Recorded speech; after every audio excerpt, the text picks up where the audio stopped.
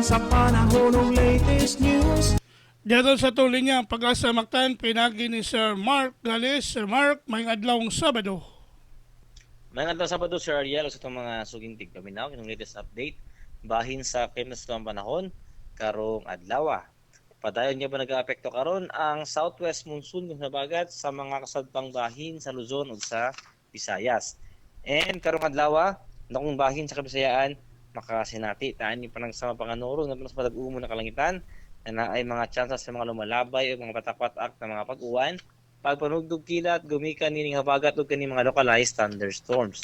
Karong mga oras adunay mga pag-uwan ang pipilang lugar diri sa Central Visayas, diri sa Cebu na atay mga pag-uwan sa may Pinamungahan, sa may Naga, Mingla, and diri sa Bohol na atay mga pag-uwan karon sa kasadpang bahin sa Bohol, diri sa may Luay, Albuquerque, Baclayon, Tagbilaran, Corilla, Palilihan o diri pud sa may Tubigon.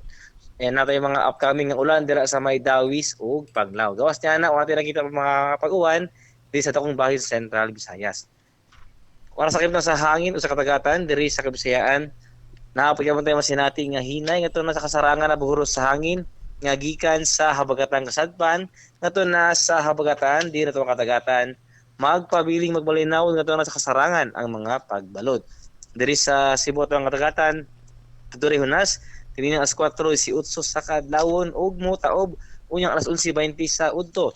Temperatura karong adlaw na asa 26 katos 34 degrees Centigrado.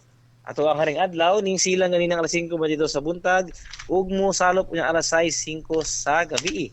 Philippine Standard Time alas 5:35 na sa kabuntagon ug mao na atong latest weather update ikan diri sa buhatan sa DOST Pag-asa Mactan. Si Mark Gales, may buntag ug daghang salamat. Salamat Sir Mark, kay may butang sa Pag-asa. Okay sir, good morning.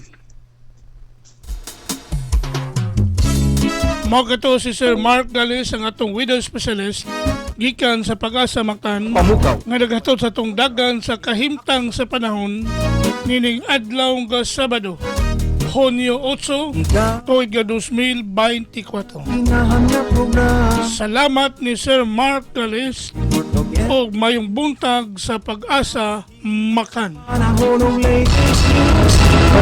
Gikan sa TV stations. May palukauban kang kubra in action. Panahon ka o paminaw sa'yo sa kabuntagon.